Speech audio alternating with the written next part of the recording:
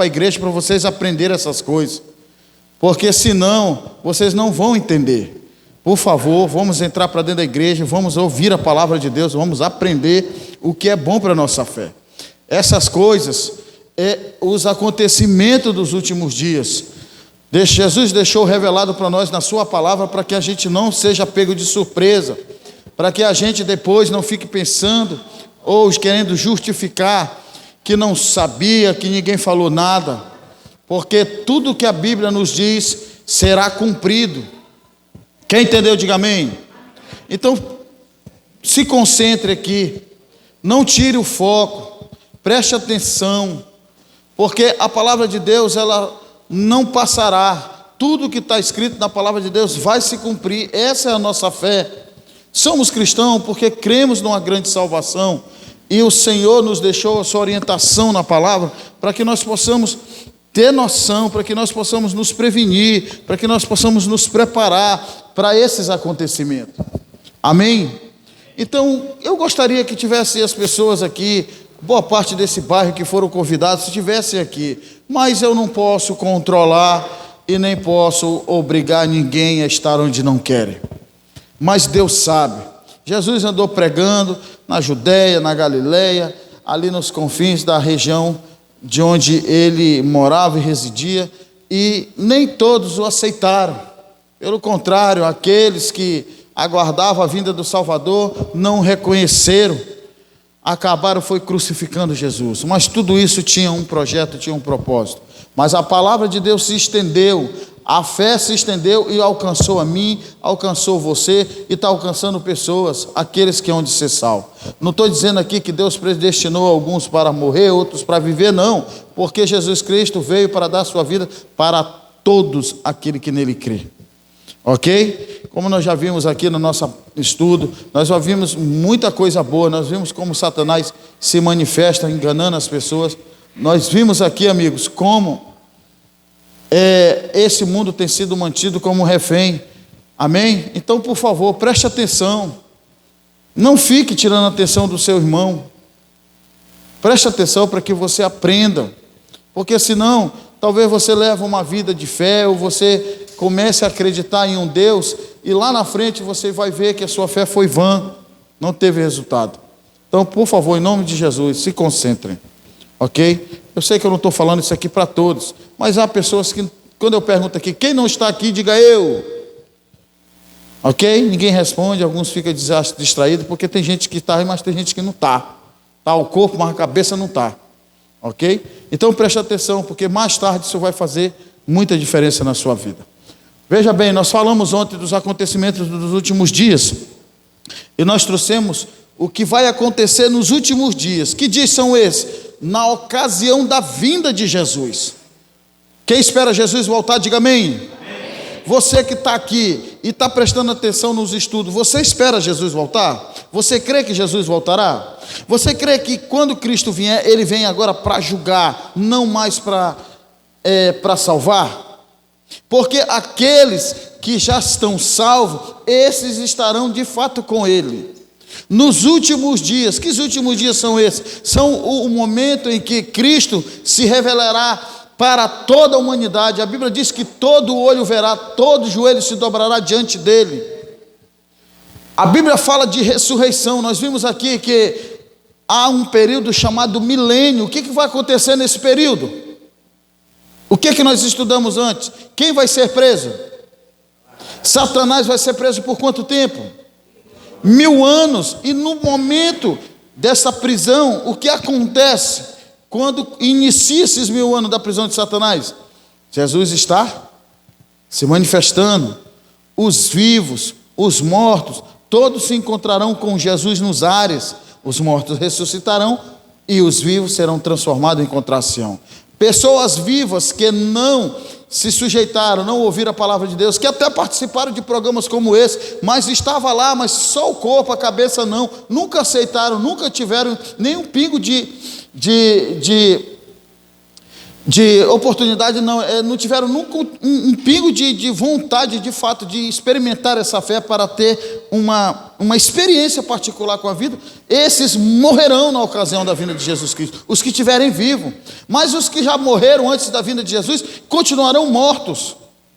Você está entendendo isso aqui? Eu estou falando que a Bíblia nos diz, o que ela nos fala acerca dos acontecimentos nesta ocasião. Jesus vem, os mortos ressuscitam em Cristo Jesus, os vivos são transformados em encontração com seu Deus, os vivos que não aceitaram Jesus em todo o tempo, nem tiveram interesse, muito menos se deram a oportunidade de ter essa experiência com Deus, morrerão. Os mortos que não aceitaram Jesus nesse tempo todinho continuarão mortos. Satanás vai ficar nessa terra assolada. O que é assolada? É uma terra que vai passar por um processo de purificação. E como é que vai ser purificação? Com fogo.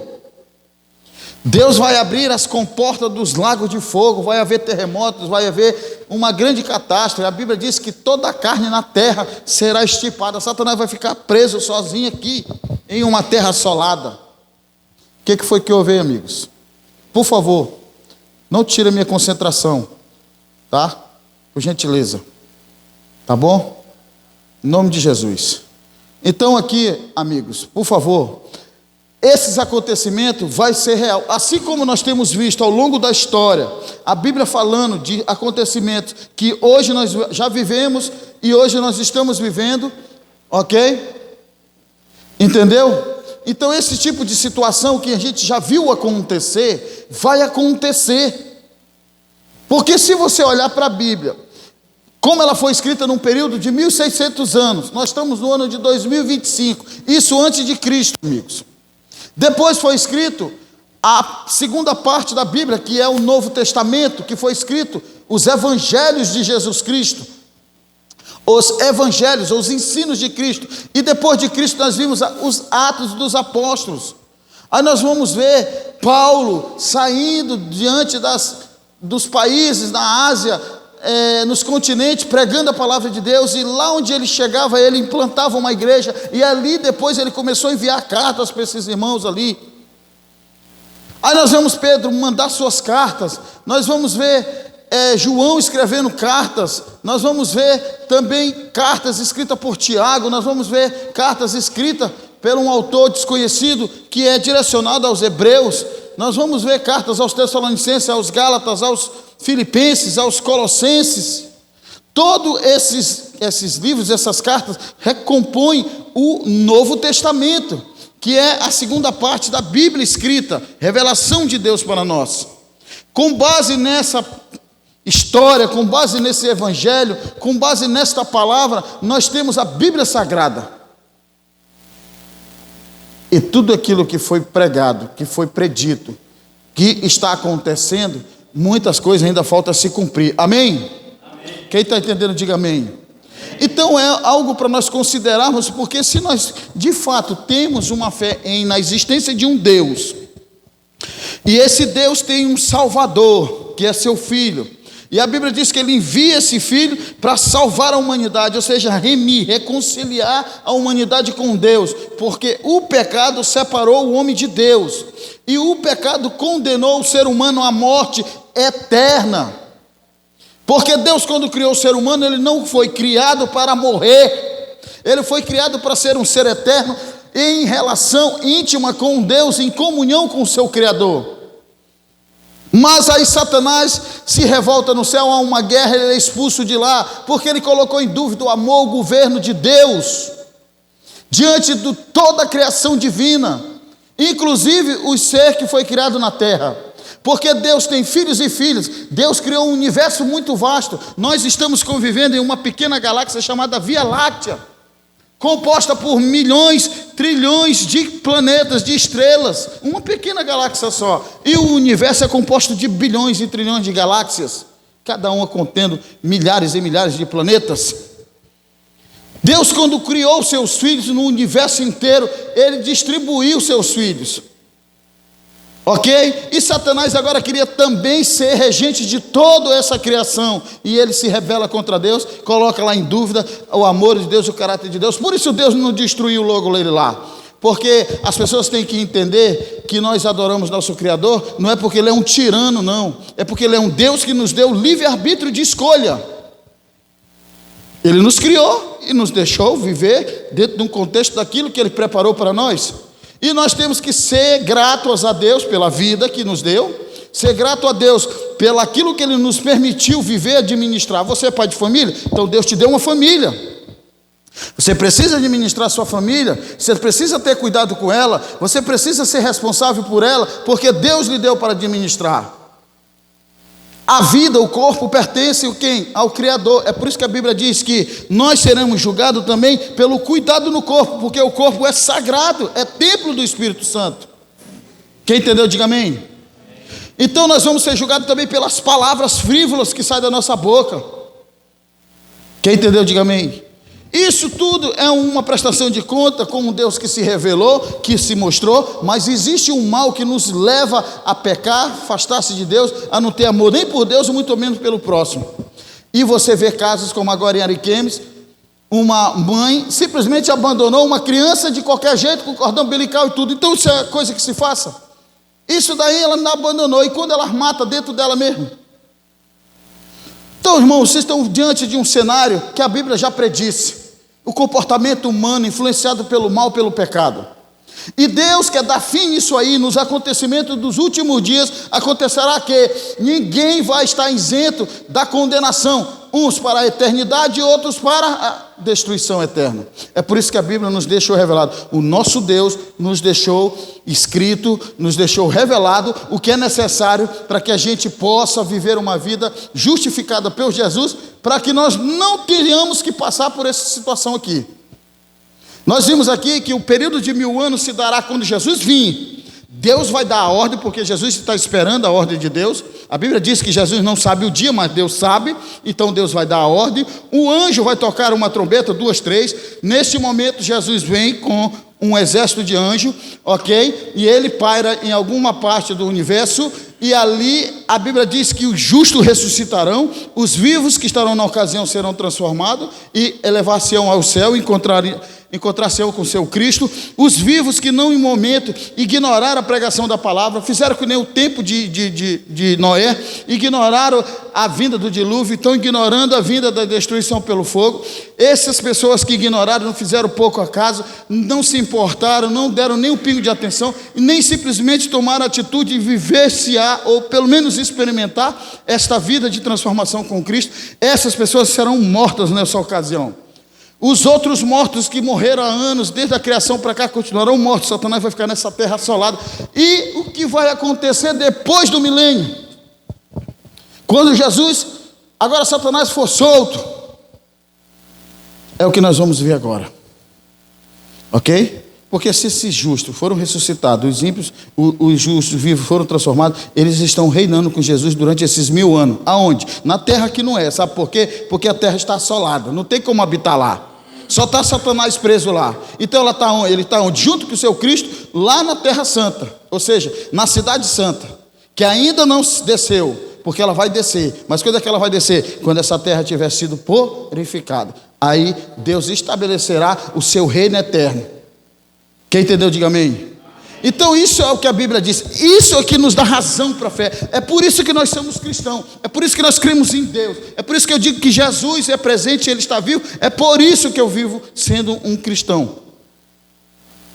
Ok? Então vamos ver o que vai acontecer na segunda parte. Depois do milênio, Satanás precisa ser solto. E o que vai acontecer quando ele for solto? O que vai acontecer depois disto? Vamos ver. Então preste atenção, porque tem gente que não presta. O quê? Atenção. Vamos lá? O que acontece depois do milênio? Primeiro nós vamos ver uma profecia do profeta Zacarias. Vai estar aqui já nos últimos livros da Bíblia do Antigo Testamento. Ok? Zacarias vai ficar o antepenúltimo livro, né? Antes de Malaquias. Zacarias capítulo 14, está na página de número 886. 886. Já é os últimos livros do Antigo Testamento. Ok, amigos? Então nós temos aqui uma profecia do milênio. Uma profecia desse acontecimento que vai acontecer logo depois, no momento em que Jesus vier. Ok, amigo? Porque os profetas, por isso que Jesus disse assim, ó, eu não vim abolir a lei e nem os profetas. Quando Jesus diz que ele não vem abolir a lei, ele está falando da lei de Deus, e quando ele está falando dos profetas, ele está falando acerca daquilo que eles profetizaram quanto a Jesus mesmo, da vinda do Salvador, e quanto aos acontecimentos. Jeremias, Daniel, Isaías, Malaquias, esses profetas que a Bíblia chama de profetas menores, por ter uma quantidade pequena em seus livros, alguns deles, porque Jeremias e Daniel e Ezequiel são bem ampla o livro deles, mas esses homens, eles profetizaram acerca também dos últimos dias, que mais tarde Jesus revela especificamente para seu servo João, na ilha de Patmos. Ele diz assim, veja bem, capítulo 4, versículo 5, ele diz assim: naquele dia os seus pés estarão sobre o monte das oliveiras. Ele está falando acerca de Jesus quando vier. Essa é uma figura, é uma mensagem dando uma simbologia do tamanho, da grandeza que vai ser esse dia e de como Jesus se manifestará. Ele diz, naquele dia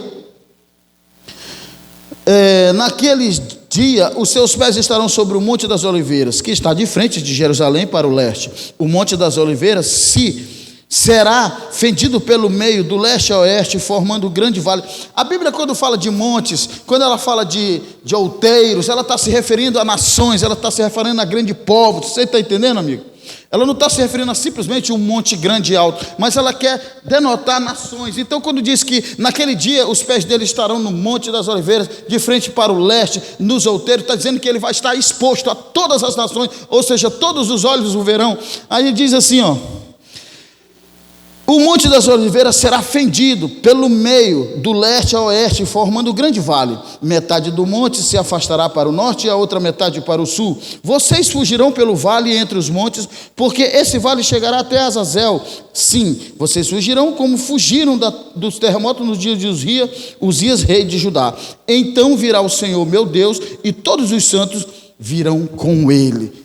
Então virá o Senhor meu Deus, e todos os santos virão com ele. Entenda, vai ser um dia grande. O profeta Zacarias teve essa visão, Deus mostrou para ele, sabe, os profetas, Moisés, Abraão, Samuel, esses homens, eles queriam ter visto o dia do Senhor, eles queriam ter contemplado a vinda do Messias, do Salvador, mas Deus os resguardou. Esses homens estão aguardando a vinda do Salvador de uma vez por todas, ok? Homens que foram contemporâneos ao dia do Senhor, como seus discípulos, ok? Tiveram o privilégio de acompanhar, mas esses homens também foram capacitados para dar continuação nesse evangelho que chegou até nós, chegou até mim, que estava perdido nas ruas de Porto Velho, graças a Deus, ok? Então vamos lá. Zacarias viu os acontecimentos dos últimos dias. Aqui nós vamos para Apocalipse capítulo 21, onde você vai ver João agora falando acerca desses últimos dias.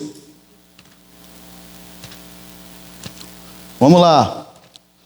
Apocalipse capítulo 21 está na página de número 1175. Nós vamos ver aqui João ver. Deus mostra para ele a cidade santa.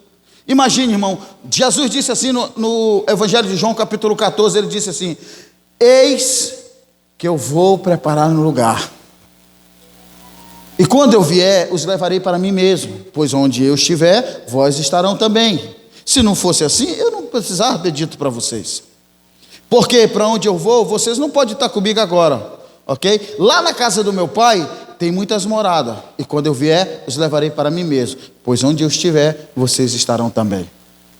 Ok? Jesus faz essa promessa maravilhosa, e Jesus, ele já está do lado do Senhor, fazendo menção por mim e por cada um de você. Quando você, de repente, sente o desejo de vir aqui nessa programação, mas algo parece que está te impedindo, e você clama a Jesus, ele vai fazer de tudo para que você venha.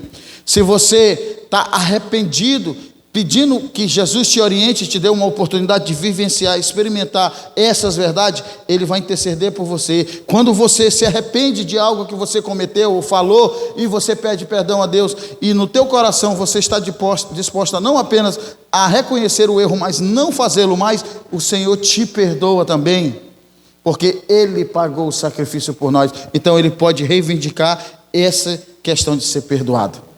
No ser humano nenhum na terra tem autoridade e poder para perdoar pecado, mas Jesus sim. Ele foi o Cordeiro de Deus. Então Jesus mostrou para João a cidade que está pronta, preparada para quando esse fim de todo o mal chegar, descer e fazer parte da vida eterna com todos. Então está dizendo assim, João, vi a cidade santa, a nova Jerusalém, ou seja, uma cidade inteira que de Deus descia do céu, adereçada como uma esposa ataviada para o seu marido. Você precisa entender que Deus já tem preparado algo tremendo para nós.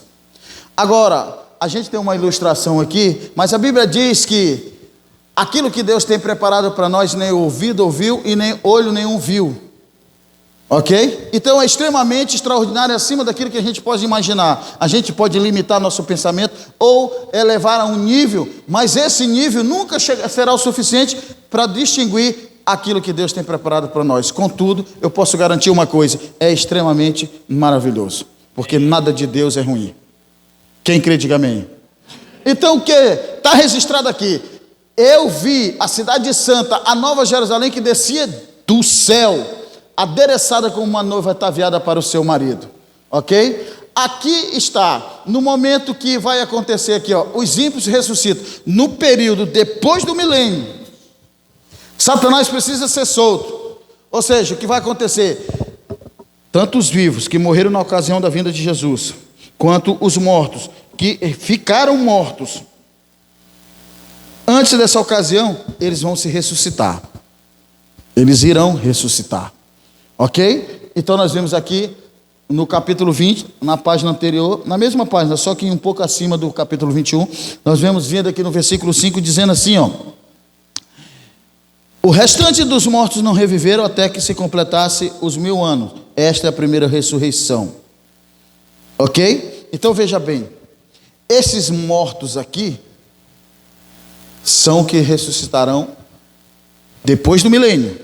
Você entendeu? Depois do milênio, Satanás passou esse período, os justos e vivos que foram arrebatados para se encontrar com Jesus estarão reinando com ele no período. Acabou esses 1000 anos, aí esse pessoal ressuscita. E ressuscita para quê? O que vai acontecer? Ok? Veja bem, nesse período Satanás é solto. Versículo 7 do capítulo 20 diz assim: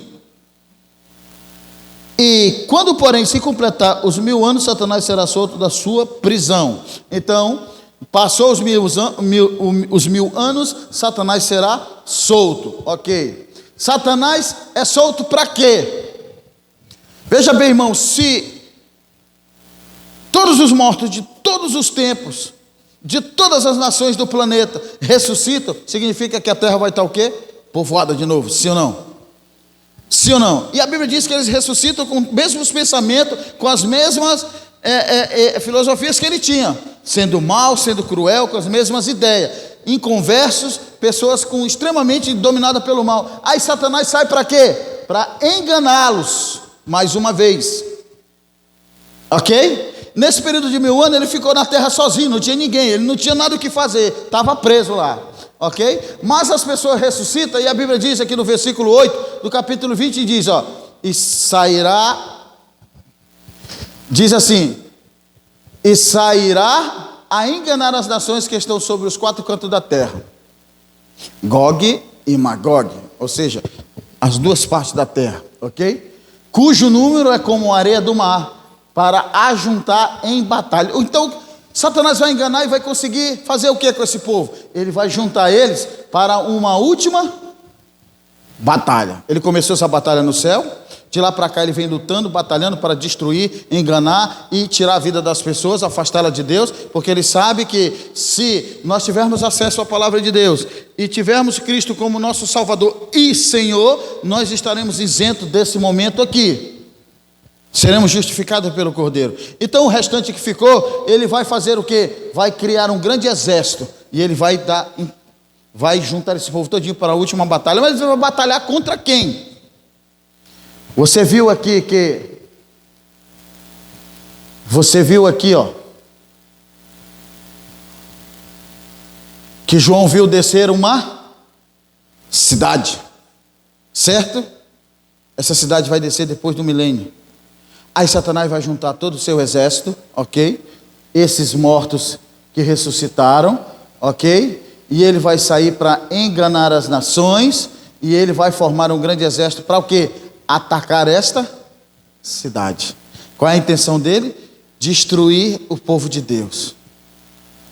Satanás vai fazer a sua última investida, ok? Ele conseguiu organizar e alinhar um grande exército no céu para investir contra Deus. Foi derrotado lá, esse exército foi lançado, ok? E agora ele vai juntar novamente um grande exército, todos os mortos de todos os tempos, desde a criação da humanidade, formando ali uma batalha muito gigantesca em números de pessoas. A Bíblia diz que é como a areia do mar, o número. Imagine, aí ele achando que com todo esse poder de quantidade de gente, ele vai conseguir sitiar e atacar a cidade santa. E o que vai ocorrer quando ele começar essa batalha? Satanás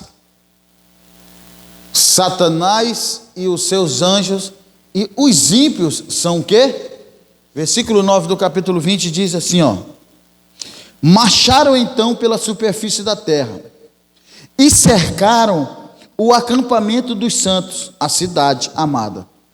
Porém desceu fogo do céu e os consumiu. Você percebe? Ele vai juntar esse exército inteiro, vão marchar pela terra inteira e eles vão contra a cidade santa. Eles vão querer atacar a cidade santa, o acampamento dos santos. Aí o que vai acontecer? No momento em que eles estiverem indo para cima, Deus vai enviar o fogo do céu para destruir tanto Satanás e seus anjos, quanto os ímpios.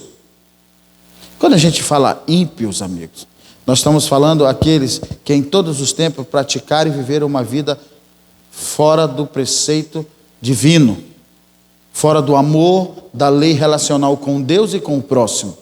Aqueles que nunca se importaram com o próximo, mataram, roubaram e destruíram, fizeram o mal e enganaram, nunca aceitaram e pelo menos reconheceram o Criador. Pessoas que em seu coração dizia para si mesmo, não existe Deus, não há Deus. A Bíblia fala no livro do Salmo que o louco, ou seja, o insensato, ele diz no seu coração, na sua mente, não há Deus.